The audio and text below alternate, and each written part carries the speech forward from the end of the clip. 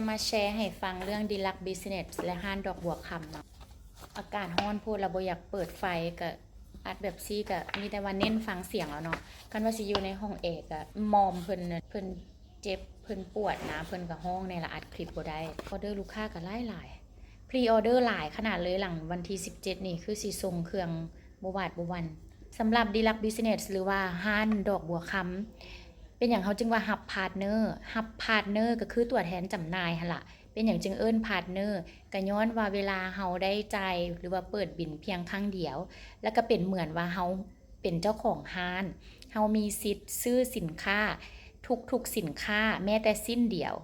ย้ำมีแต่สิ้นเดียวเฮามีออเดอร์สิ้นเดียวก็คือได้ราคาส่งแล้วจากห้านดอกบัวคำอีกหนึ่งข้อดีหลังจากเปิดบินกับ Deluxe Business เมื่อเป็นพาร์ทเนอร์แล้วมีระบบการจัดส่งให้นำตัวอย่างว่าเฮาสั่งอยู่ในระบบลูกค้าเท่าขอสั่งกับเฮาส่งอยู่ขนส่ง ABC เราก็สามารถระบุไว้แล้วมีคนจัดส่งให้เฮามีคนแพ็คเครื่องให้เฮาจัดส่งไปฮอดปลายทางแล้วแต่เฮาลมกับลูกค้าว่าถ้าส่งหันเฮาสิจ่ายอยู่ต้นทางหรือว่าลูกค้าสิจ่ายเองปลายทางทั้งนี้ทั้งนั้นมันขึ้นกับการตกลงเวลาเฮาซื้อขายเวลาเฮาขายให้กับลูกค้ารายใหญ่ของเฮาหรือว่าขายทางออนไลน์ตัวนี้จะเป็นระบบที่ดีหลายเพราะว่า Deluxe Business หันมีกะเกี่ยมไว้ทุกอย่างให้เฮาเลยแบบมันเป็นระบบพะนะมันเป็นเหมือนแพลตฟอร์มบ้านใกล้เงินเคียงเฮานี่แพลตฟอร์มตัวสีส้มสีฟ้าหั่นคือระบบจัดส่งนี่พวกเฮามีไว้มีคนแพ็คเครื่องให้นำเฮาบ่จำเป็นแพ็คเครื่องเองบ่จำเป็นสต็อกสินค้า